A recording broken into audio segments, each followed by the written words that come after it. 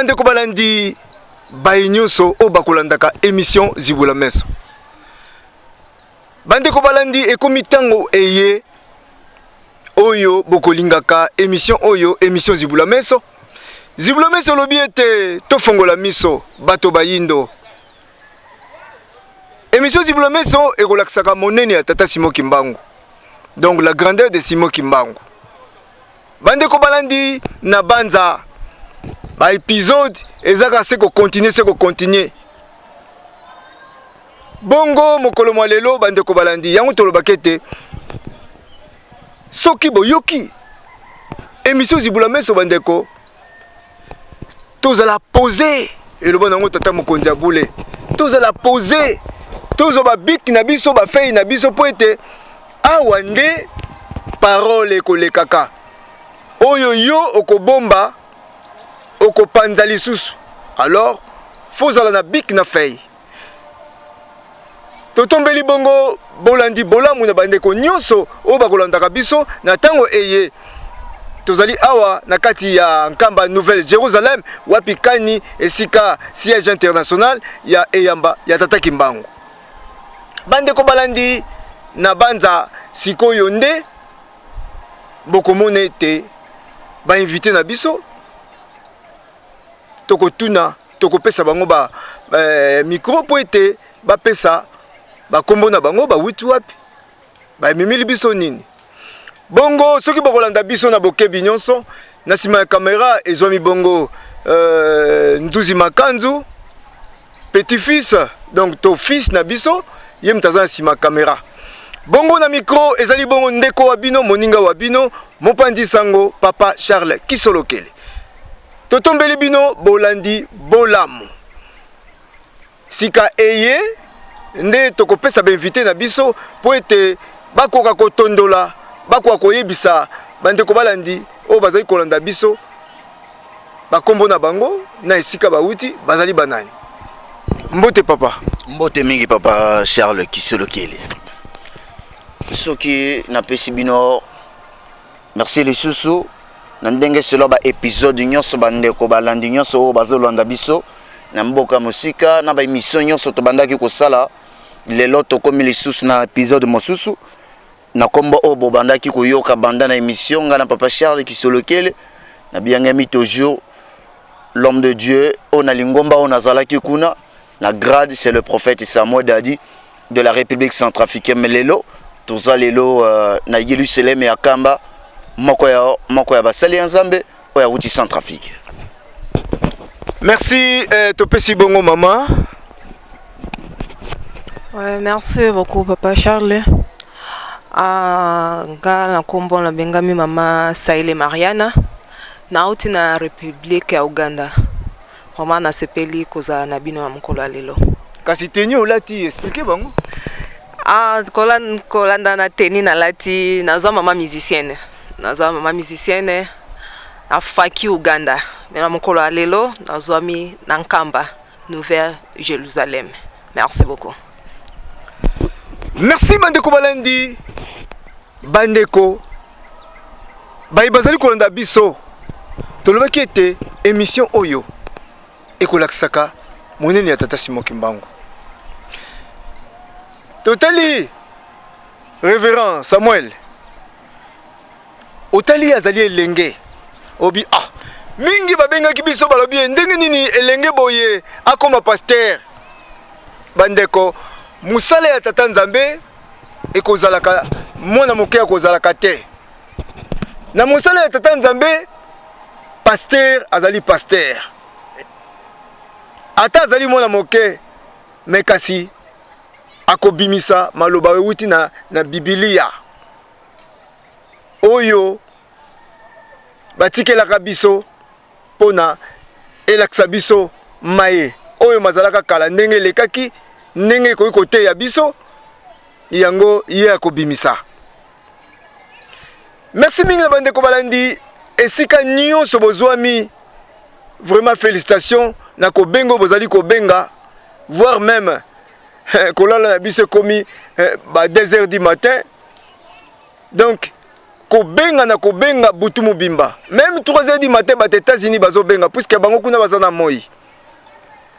Donc mosala tondimi ezali mosala ya pasi mais kasi na mokanda nzambe elobi ete mosala epesami na bana batu bamonela yango pasi yango papa ndenge nazali koloba oyo kosala katina ni ya kosalelaka ozo kokende kompani ozo kokende koteka mwa eloko mpona nini mpo ozwa lifuti. Alors biso mpe na ntango na biso totie moto mpona kopanza sango ya tata Simon Kimbangu mpo ete ezali teke na mokolo wana baloba ete bakimbangisa bobombelaki biso me kasi yango tobimi devant bino poisa mpona kopanza sango ke tata Kimbangu ye wana tata Molimo Mosantu. Bandeko balandi tokotuna mwa mituna epai ya révérend pasteur Samuel po ete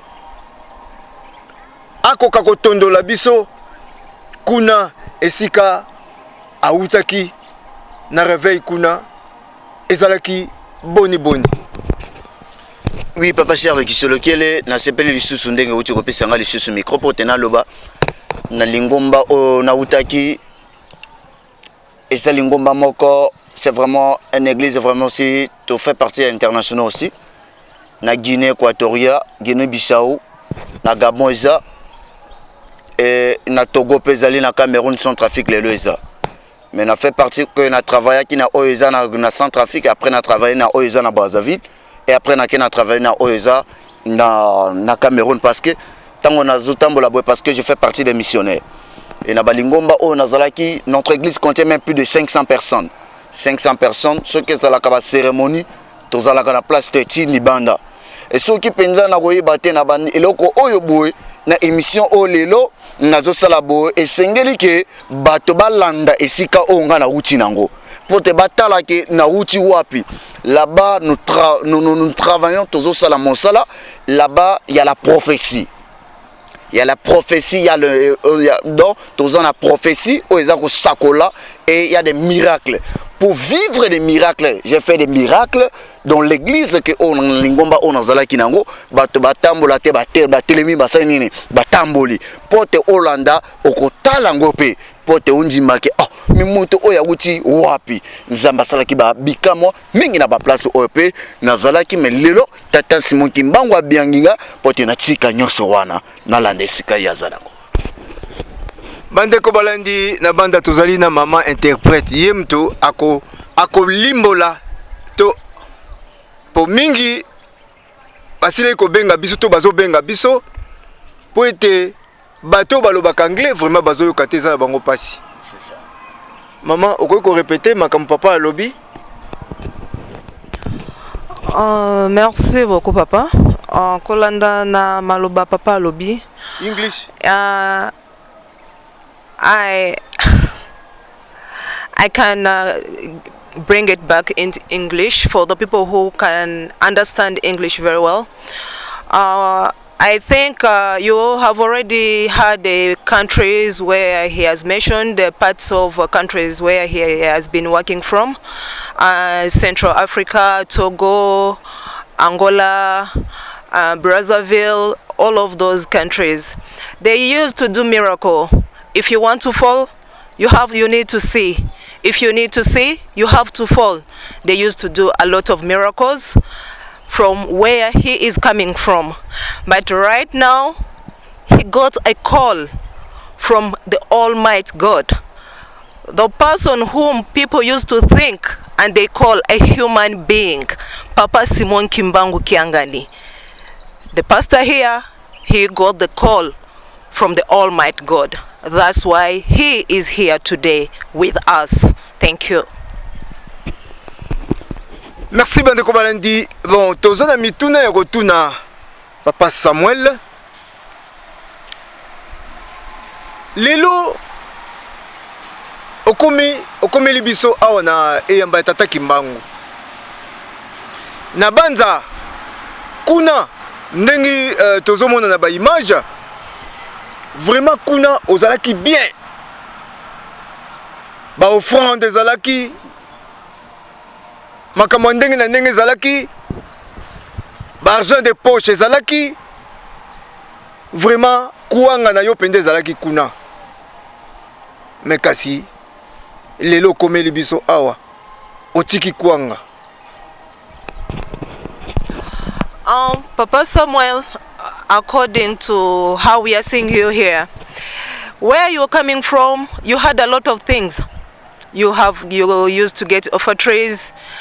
People used to come and give money. You left everything behind, everything you have been working for. Like sometimes where you can get your bread and everything else, you left it behind just to be here in this holy place. What can you say about that?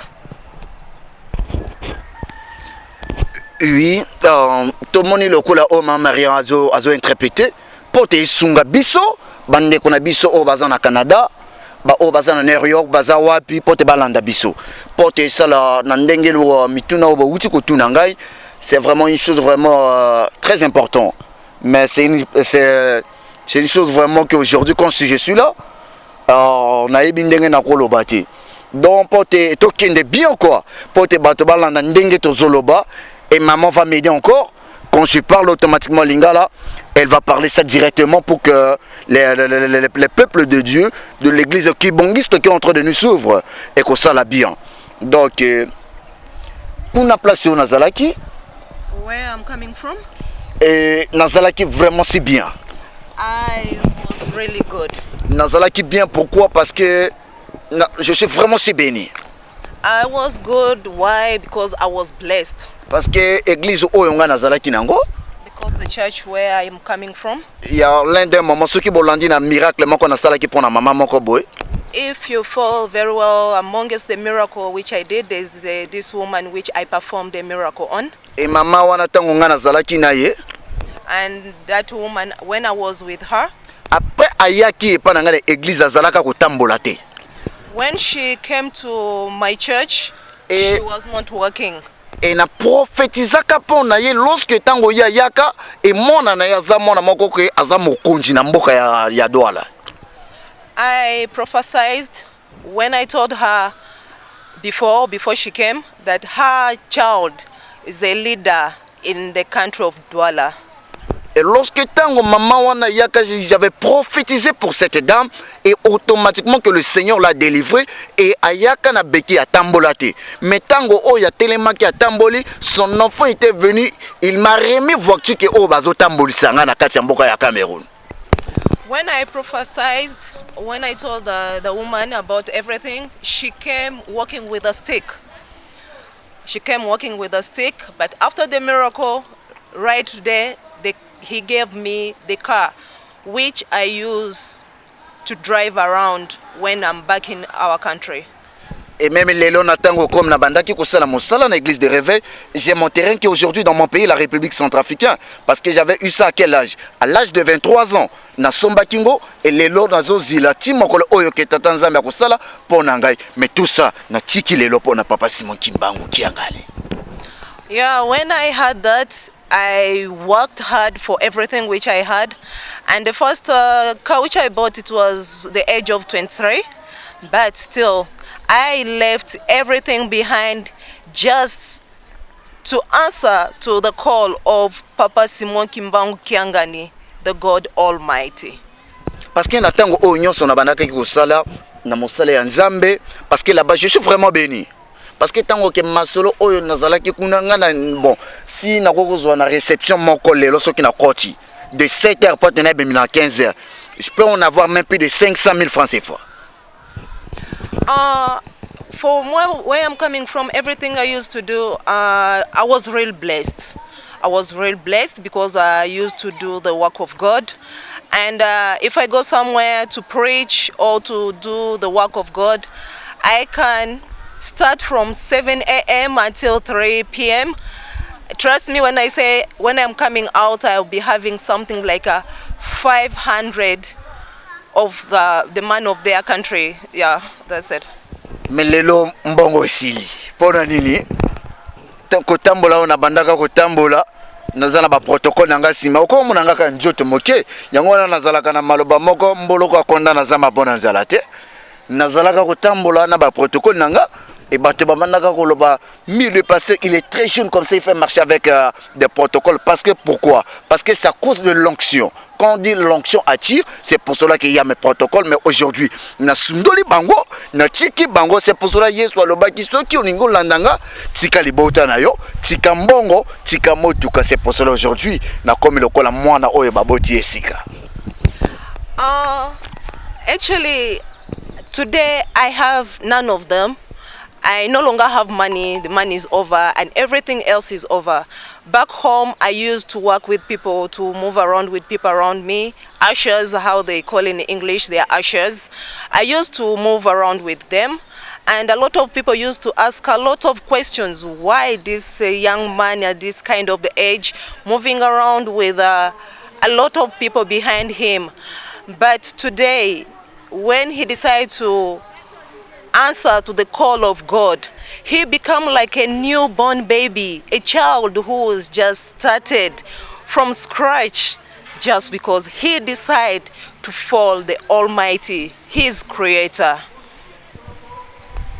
Et ce qui est là au monde, miracle on a bandaka kosala parce que ça vient pas de moi-même, parce que le miracle que je commence à faire miracle c'est depuis mon enfance, depuis à l'âge de 17 ans que j'ai commencé l'œuvre de Dieu. Ce que mon gars le lobby, mais moi ce gars il est vraiment si très jeune à comme pasteur Neni. Non, je suis pas un pasteur ramassé, mais j'ai étudié depuis enfance.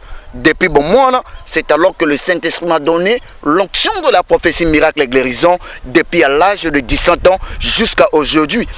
On a nazanango et na miracle orti na zosala, mais arrivé à 2024, il n'y a pas encore longtemps que je peux le faire. Mon le place on a koti nazongi na sia tata molimo santu tata mokonzi ya bole. People might think that asking questions how I started this doing miracle and doing everything which I used to do, it didn't start now. I started it from the young age, at age of 17 years, and I didn't just pick it on the road.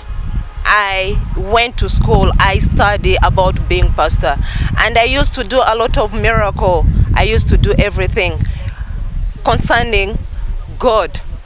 But today I decide to leave everything behind for the call of Almighty Papa Simon Kimbangu Kiangani to come and follow my God and do the miracles. But still I didn't just pick it on the road. It came from him. Soki yango wana na lobeli ya Papa Charles, soki bolandinga bien na bailoko nyoso na bandaki kosala yango wana. Et après naza ba nini oyo ba grand moment de festival pezalaki bato bazoya ko témoin bonene ya Nzambe, alors que Nzambe oya bandaki ko utiliser nga qu'il est en train de me réserver. C'est pas Simon Kimbangu Kiangani qu'il est en train de m'utiliser, parce que mon père Simon Kimbangu Kiangani lui aussi il a salaka miracle yango wana yaka azwaka lokola ndika oyo kauki mazongi sezongi mobesu pona nene. Pourquoi il m'avait envoyé quelque part pour aller faire ce miracle, parce qu'il sait qu'un jour il va me prendre pour que maintenant tout ce miracle je dois rentrer, je dois retourner na place oyo tatananga azapote na salama salanai. Yeah, if I'm saying all this, Papa Charles, it's because I was reserved. I was reserved. If you see me today, right here, right now, just because I was reserved by the Almighty God, because He knew where I was working. I was doing His work. Now today, He has brought me back where I am supposed to be. Because when I was there outside, yes, I was doing His work without knowing that I was serving Him. I was serving Papa Simon Kimbangu. But today, if you see me here, because it is the time, the call is here. That's why I'm here, answering the call of Papa Simon Kimbangu Kiangani. Bon, totuni motuna. Lelo yeye. Likambo o yeye la kiyo. Miracle Papa Simon Kimbangu amonsa 4-4 na yo. Soki omona ki yango te. Olinga oya pe koto te. Olinga oya pe pa na ye te. Eza bongo te. Bon, et ça, bon, papa Charles, oui, biso, banana nzambe, tanjabe, il y a des tomates, des tomates qui peut. Et ça, là, qui n'a pas yati. Mais, il n'a pas ya. Pourquoi mon colo, bilaka, il m'a pas bon, ça qui biloko na ekala. Donc, l'ingéla qui sa que, n'a pas sollicité mon coquet. Moi si oyo kazo akozala akanisi ke ngala ko bala te mais zambe abongisaka libala mokolo moko tango bato bazo kalisa ke ya kotika la kanga na ndako ya baboti mais mokolo moko nzamba kotinda mobali moko uta musika aya zwi na ndako wana akena e do lingela kisana zalaki lokola mwasi oyo na bala kite na zalaki na mobali te mais na zalaki kaka kovanda na ndako ya baboti eza nini ezali ngomba ongana bandaki kosala ezalaki lingomba ona bandaki kosala miracle mais mobali ya libala ayisi kwa le bibo ovani na ndako ya baboti koki vomie na zoyo zonga na ndako na ngai kandako na nga c'est papa Simon Kimbangu oya zwaki ngai pote la sala mosala na ye do yango na papa Charles. Yeah, according to Papa Charles' question to Papa Samuel, the question was if Papa Simon Kimbangu never appeared to you, were you going to show up here? Were you going to come and follow Papa Simon Kimbangu? And Papa Samuel's answer is he could have been here, and the same time he couldn't be here because the people, he's like a Thomas. They believe what they see. They don't just go ahead and believe blindly. But wherever which has happened, it was the call of God.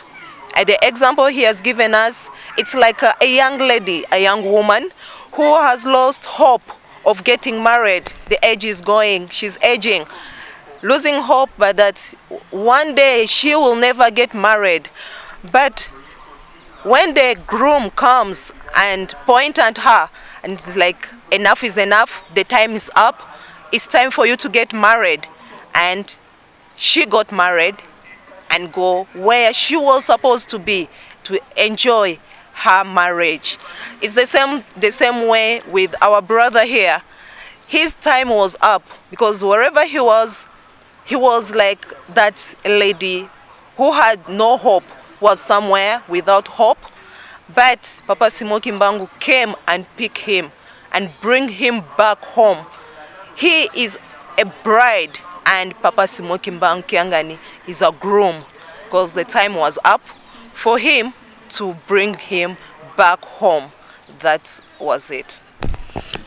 Bande Kobalandi na banza ba image totela bino ba image botala potomona ki ongo ete bato mingi bazali kobenga biso ba ah mais pasteur je nom pasteur oyo est-ce que azolo makamba solo yango na émission oyo ekolakisaka polele tout à nanu côté révérend Samuel oya witaki tout à nanu était l'auto non église oya witaki ndenge ezalaki kuna kati tolanda.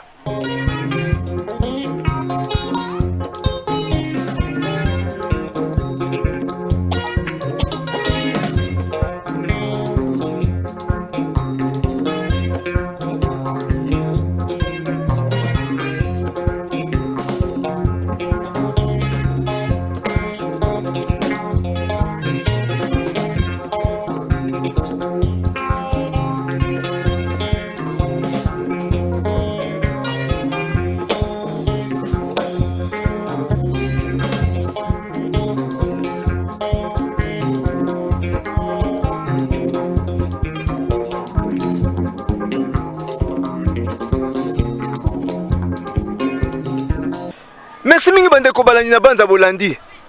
Mais révérend Samuel, tomoni ba image. Tolandi ba image. Mais ndenge ni tomoni na kati ya église, tomoni teni na bino zakani po tomoni batu moko pe balati vert blanc wana oyo cérémonie ni bonne ko sala bino nyoso tu bozalaki belé ndengwana bozo yemba nzembo bozo kota na kati eza nini. Bon, ceux qui ont monaki na mokolo wana ki batu balataki bilamba boye. C'est le jour de Pentecôte. C'est le jour de Pentecôte. Dans le jour de Pentecôte, Izalaki, Mokolo Omolimo, Molimo Santo, hein? Dans la biso kuna to banda ko loba ke mokolo o Molimo Santo et quitter là qui ba yekoli. Donc c'est pour cela que on avait organisé seulement un moment d'action de grâce. Donc moment d'action de grâce bato bazo kota kaka ke pour te passer kaka autour na tango wana na lobaka na jour on a organisé ki matanga o ozomona bato bazo kota na lobaki nini le muraille de Jéricho. Dans le miracle de Jéricho de ta vie sera tombé. Donc yango wana bato ba kota ki pour te passer nini pour te bato ba kumisa kaka njambe. Et après tango ba silisa ki yango wana j'avais prié une prière prophétique pour na bango nde omona ki yango wana en Pentecôte nous portons l'habit blanche ce qui le pour moninga bongo parce que eza ya kalati ndo lingela kisake Molimo Santo do to kona kotina yango ce que moni banganga njambe awa na Yerusalem tout banganga nzambe ki bangiste au fois ala tabilamba ya nini ya pembe yango na po monlelo comme pembe o ezalaki kuna ezalaki ya formalité na zalaki na kati ya bongisa kike na mokolo wana pote na za na pembe wana mokolo moko na koya ko lata pembe ya église ki bangiste donc c'est un peu ça papa Charles Mama Olbiboni. According to the question which Papa Charles here asked Pastor Samuel, they in their church, as we all of us, we have seen it, they normally don't have uniform, but we have seen some other people, they are wearing white and green, and some other people wearing white. So the answer our pastor gave us here was like it was a Pentecost day, and all those ceremonies, it was for Thanksgiving. Yeah, they call it Thanksgiving, because it was the day they had to pray and to break down the walls of Jericho. So they were wearing white, and according to him, he was wearing white, and that was the sign to show that he will wear white wherever he's going, and the future ahead where he is supposed to be at his rightful place. As we can see here in our church, as Kimbangist Church, pastors usually wear white, and as you can see him, he's wearing white as well. That means and shows where he's coming from. The call was already on the way. It was just almost about to reach him. Since he has reached him right away, he's wearing white because that was the call from God. Révérend, continuez là. Oui, ceux qui ont bon moni na bailoko oyo na banda lelo na koti na zana Kinshasa na Kinshasa na zana kamba nzela pote na bimezate ngonga si ekoki yango na zana ngana lisese moko na lobaka ceux qui luki makambo fu yo moko zalaka makasi na lukaki makambo na ba miracle oyo mokolo makambo ye moko apesinga mais lelo na zongi na se makolo na ye c'est pour montrer na kende ki pote na sara miracle voilà ma miracle na salaki c'est pour montrer avec les enfants de Dieu revenez là où que Dieu il est. Et le temps que je suis là actuellement pour en train de faire cette émission par le nom de Papa Simon Kimbangu, parce que nous lisons dans la parole de Dieu, la Bible nous a dit voici les miracles qui accompagneront ceux qui auront cru à mon nom. Ils chasseront des démons, ils guérissaient les malades, ils mettent les mains sur les malades et les malades seront guéris. Mais ceux qui auront croire seront sauvés. C'est pour cela que Papa Simon Kimbangu lui-même dit ceux qui ont na kondima yomoko kobika. C'est pour cela apesi makasi wana na banganga ya Nzambe. Et pour que tu cette grâce, ce n'est pas réservé à n'importe qui. Ngolu wana ezana n'importe qui te. Si tu es choisi, que tu peux en avoir cette grâce. C'est pour cela que la Bible dit, dans Jérémie la Bible dit, lorsque tu es dans la ventre de ta mère, je te connaissais avant que tu sois né. Tango yo zalaki na libumu ya mama na yo, ngai Nzambe déjà na yebi. Et donc si tu vois ma mission, que je commence à prophétiser à l'âge là, et aujourd'hui que je fais partie des pasteurs, yango na bato mosu bakama quoi. Ceux qui balingi bato molanga na kati église bato ba monika, oh, mais pasteur ngo kuna ndenge ni mokebo. Pasteur moi na zalaka te. Il y a un enfant, aujourd'hui il est à pays étranger, à l'âge de 14 ans. Mais comment ça fait miracle? Pourquoi? Ceux qui n'ont tout yo, tata mokonzi abule tata Simon Kimbangu, abandaka mosala, kolo yo sakuta na ina âge nini. sikoyo yo ozotala kaka agi na ngai mituna oyo nazotuna bino oyo bozolanda ngai pa Charles donc c'est un peu ça. Mais révérend bato ebele batunaki ngai non po bato bazolanda biso totia nani image oyo ya miracle nani tolanda nani. L'onction ce soir. Quelqu'un dit je veux l'onction. Dis Seigneur Jésus, je veux l'onction. Dis Jésus-Christ de Nazareth, je veux l'onction. Dis je veux l'onction. L'huile coule sur ta tête. L'huile est en train de couler. Elle est venue avec ça. Ouvrez les yeux. Dieu est en train de faire le miracle ici. C'est fini, maman. C'est fini. Marche, avance. Tu vas plus marcher avec le bois. C'est fini. Avance. Tu vas plus marcher avec le bois. Soulève le bois là. Soulève le bois. Pierre, soulève le bois. Soulève le bois derrière elle. Marche derrière elle. Ne t'occupe pas d'elle. Marche derrière elle. Jésus l'a guéri. Est-ce que tu peux pousser les cris de joie? Avance, avance. Jésus a fait la guéri. Viens, viens. Viens. Viens. Viens. C'est fini. Tu vas plus marcher avec le bois. Tu es guéri au nom de Jésus. Tu es guéri au nom de Jésus. Tu es guéri au nom de Jésus. Je libère la vie de ceux qui sont malades ce soir. Viens. Merci mingi bandeko balandi tomoni mais